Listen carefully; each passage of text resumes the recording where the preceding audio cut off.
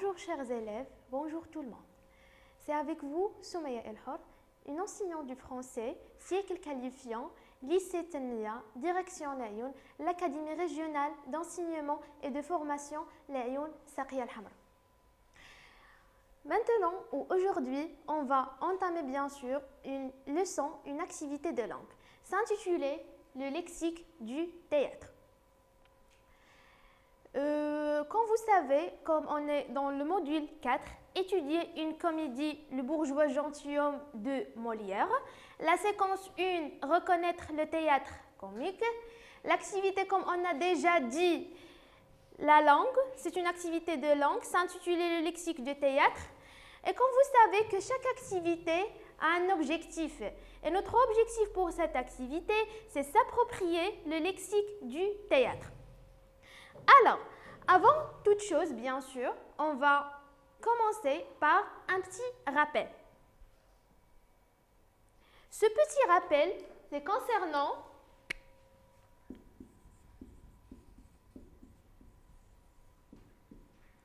le théâtre,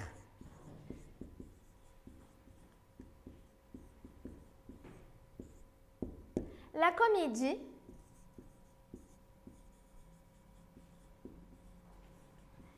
et à la fin, une petite représentation concernant notre module, le bourgeois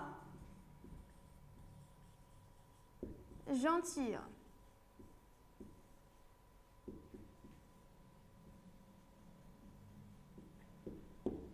Voilà donc. Alors, la première question, qu'est-ce que le théâtre?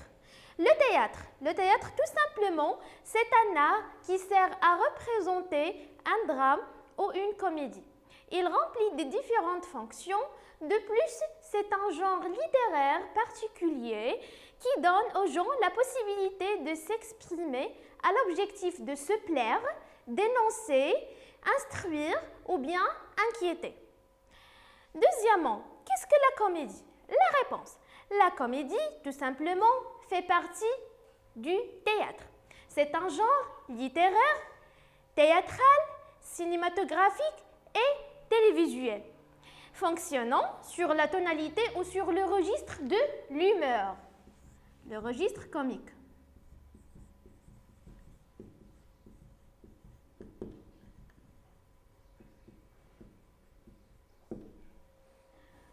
Elle a deux buts fondamentaux.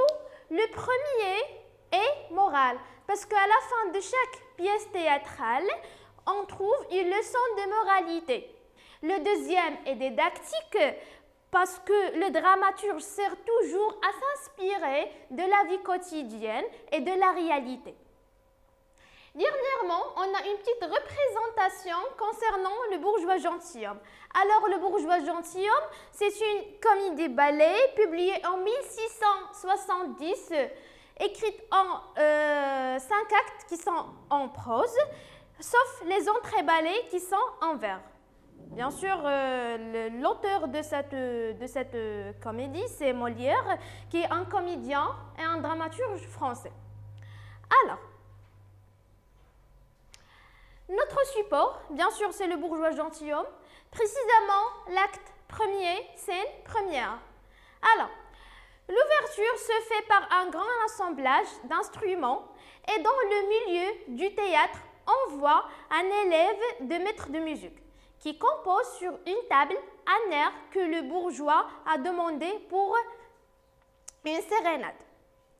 On va faire ensemble une lecture, bien sûr, une lecture magistrale. Alors écoutez, scène première, maître de musique, maître à danser, 3 musiciens, 2 violons, 4 danseurs.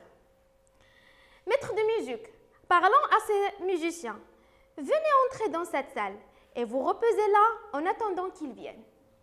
Maître à danser, parlant aux danseurs et vous aussi de ce côté. Maître de musique à l'élève. Et ce fait, l'élève, oui. Maître de musique, voyons voilà qui est bien. Maître à danser, est-ce que quelque chose de nouveau? Maître de musique, oui, c'est un air pour une sérénade que je lui ai fait composer ici, en attendant que notre homme fût éveillé. Maître à danser, peut-on voir ce que c'est? Maître de musique, vous l'allez entendre avec le dialogue. Quand il viendra, il ne tardera guère. Maître à danser, nos occupations à vous et à moi ne sont pas petites maintenant. Suivez avec moi, s'il vous plaît. Maître de musique, il est vrai, nous avons trouvé ici un homme, comme il nous le faut à tous deux. Ce nom est une douce rente que ce monsieur Jourdain, avec les visions de noblesse et de galanterie qu'il est allé se mettre en tête, et votre danse et ma musique auraient souhaité que tout le monde lui rassemblât. Maître à danser, non, pas entièrement, et je voudrais que lui, qu'il se connût mieux, qu'il ne fait autre chose que nous lui donnons.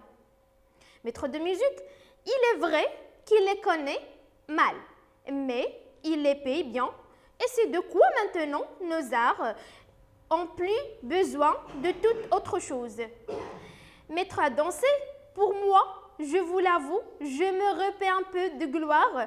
Les applaudissements me touchent et je tiens que dans tous les beaux-arts, c'est un supplice assez fâcheux que se produire à des sots, que d'essuyer sur des compositions la barbarie d'un stupide. Il y a plaisir, ne m'en parlez point, à travailler pour des personnes qui soient capables de sentir les délicatesses d'un art, qui sachent faire un doux accueil aux beautés d'un ouvrage. Et par de chatouillants approbation, vous régalez de votre travail, oui, la récompense la plus agréable qu'on puisse recevoir des choses que l'on fait, c'est de les voir connues, de les voir caressés d'un applaudissement qui vous honore. Il n'y a rien, à mon avis, qui nous paye mieux que cela de toutes nos fatigues, et ce sont des douceurs exquises que des louanges éclairées. Maître de musique, j'en demeure d'accord, et je les goûte comme vous.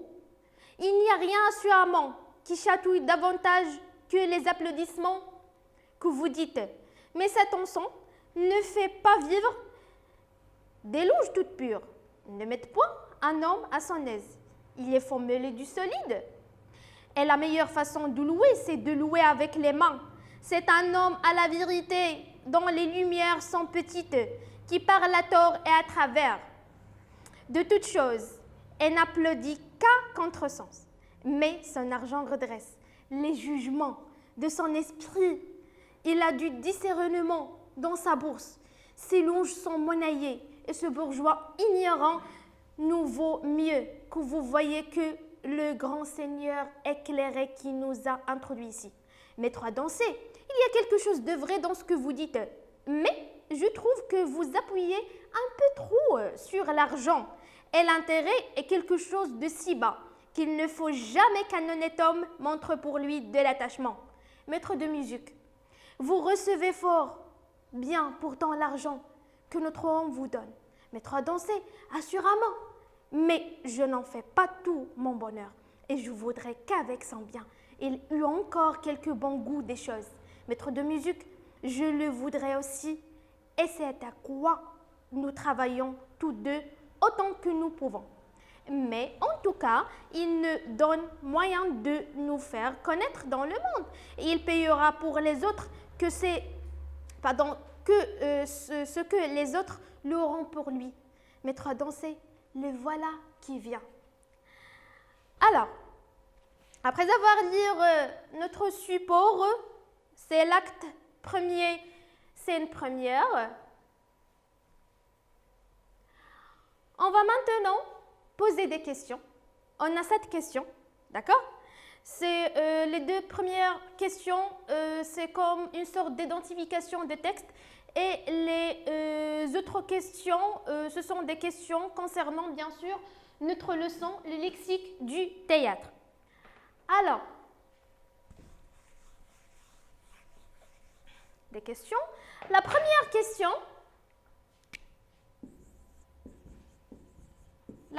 question, c'est concernant le genre.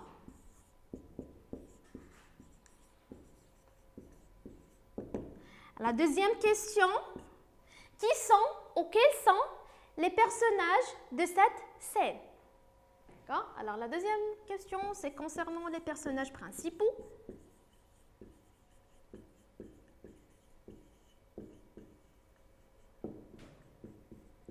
La troisième question concernant les composantes d'une pièce théâtrale. Alors, quelles sont les composantes d'une pièce théâtrale? La question 4, comment appelle-t-on l'échange de paroles entre les personnages, c'est-à-dire entre deux personnages au plus? La question 5, comment appelle-t-on le texte ou les textes prononcés par chaque personnage? La question 6, ces textes prononcés ont-ils la même longueur ou non à votre avis? On va observer ça ensemble par la suite. La dernière question, comment appelle-t-on l'écriture située du début de la scène? Alors la troisième question concernant les composantes.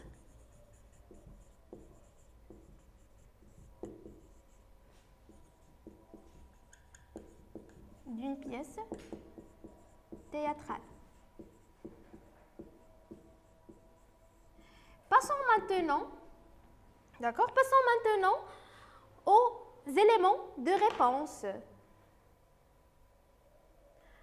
Alors, pour la première question, c'est concernant le genre, c'est une pièce théâtrale.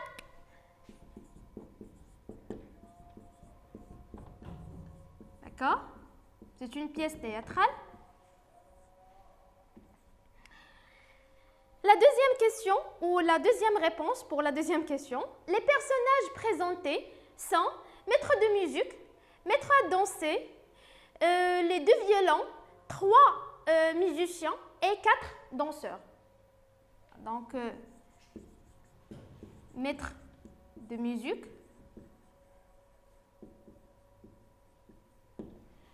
maître à danser,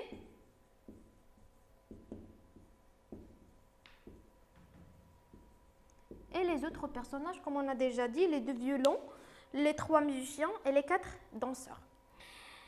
Et la troisième question, les composantes d'une pièce théâtrale sont des actes et des scènes.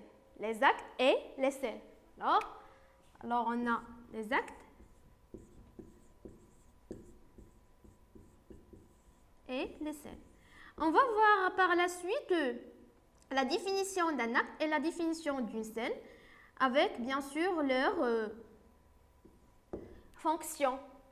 La quatrième question, c'est concernant bien sûr l'échange de paroles. Alors, l'échange de paroles entre deux personnages au plus s'appelle un dialogue.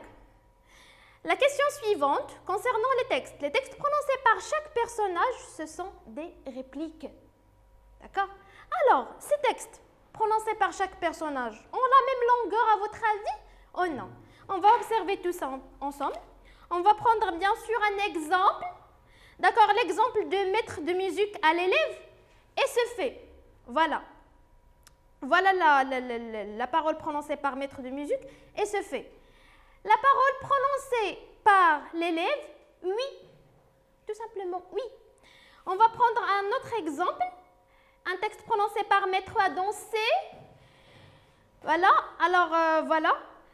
Pour moi, je vous l'avoue, je me repais un peu de gloire, les applaudissements me touchent et je tiens que dans tous les beaux-arts, c'est un supplice assez fâcheux que se produire à dessous, que d'essuyer sur des compositions la barbarie d'un stupide, etc. D'accord? Alors, voilà la différence entre les textes. Entre les textes prononcés par maître à danser, maître de musique et l'élève.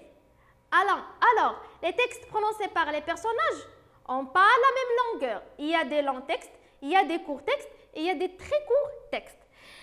Alors, la question numéro 7, la dernière question, c'est concernant l'écriture située au début ou du début de la scène. Ça s'appelle bien sûr une didascalie. On va voir par la suite qu'est-ce qu'une didascalie, quelles sont les fonctions d'une didascalie, ainsi de suite. D'accord? Passons maintenant aux définitions et aux fonctions de chaque terme dans le texte théâtral. Oh. On va commencer par le terme acte. Alors, qu'est-ce qu'un acte?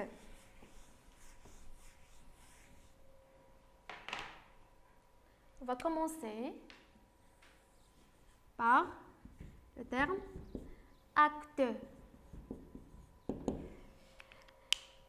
Le terme acte, tout simplement, bien sûr, c'est la division d'une pièce théâtrale en grandes parties. C'est la division d'une pièce théâtrale en grandes parties. La division d'une pièce théâtrale en grandes parties.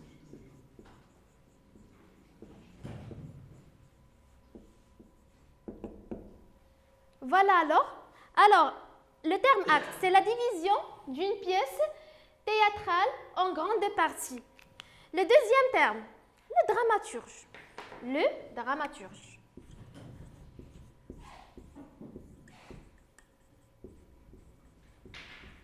Un dramaturge, c'est l'auteur d'une pièce théâtrale. Tout simplement, c'est l'auteur d'une pièce théâtrale. Une scène. Le troisième terme, une scène.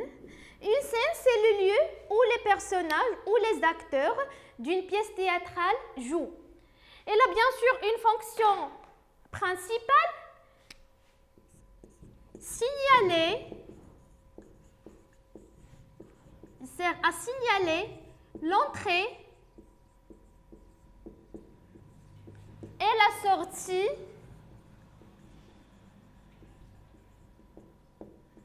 des personnages. D'accord? Alors, exposition ou la scène d'exposition, ce sont les premières scènes d'une pièce théâtrale qui servent bien sûr à donner des informations, à donner des indications sur les personnages, le lieu, l'action, ainsi de suite. Alors, on peut considérer l'exposition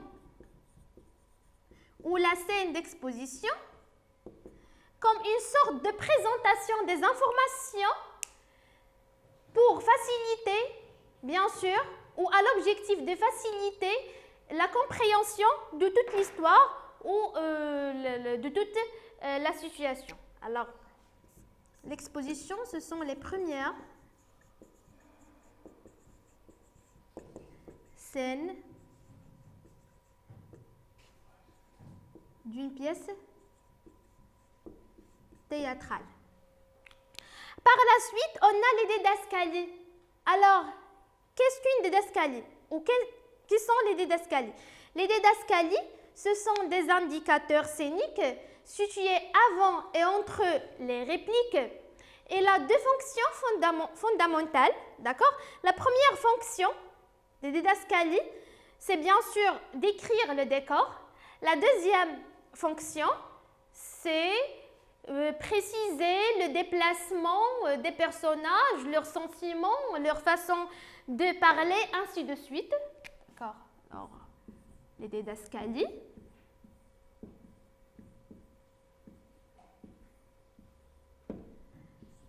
Par la suite, on a le terme dialogue. Le dialogue. Le dialogue, c'est tout simplement un échange de paroles entre les personnages. Voilà. Le dialogue, c'est un échange de paroles entre les personnages, c'est-à-dire entre deux personnages au plus. C'est une sorte de communication. C'est l'échange de paroles entre les personnages. D'accord? Alors,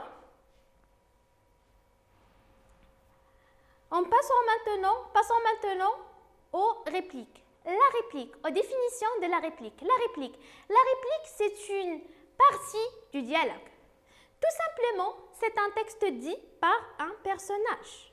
Tout simplement, la réplique, c'est un texte dit par un personnage. La réplique. D'accord? La réplique, c'est un texte dit par un personnage.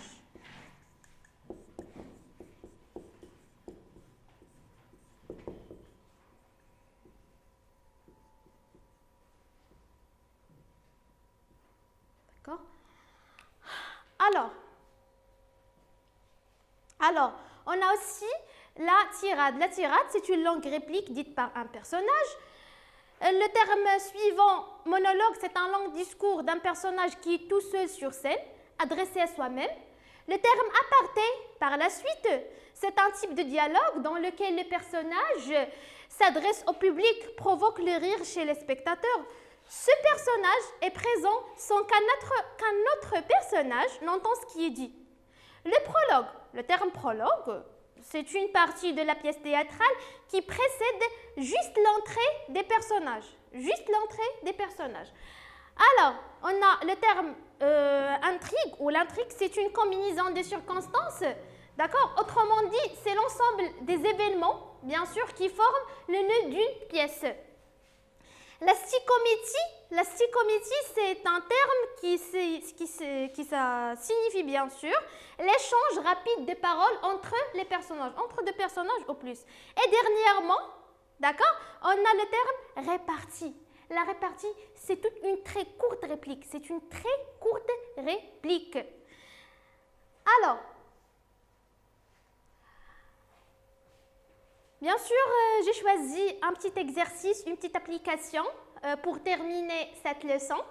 D'accord?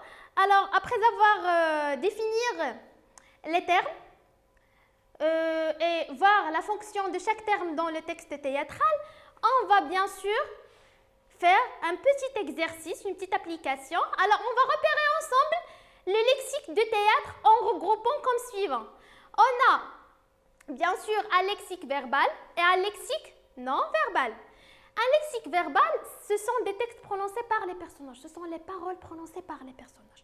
Le lexique non verbal, ce sont des informations et des indications, soit sur le lieu, les personnages, l'action et le décor. Le lexique verbal contient tout simplement 4 termes.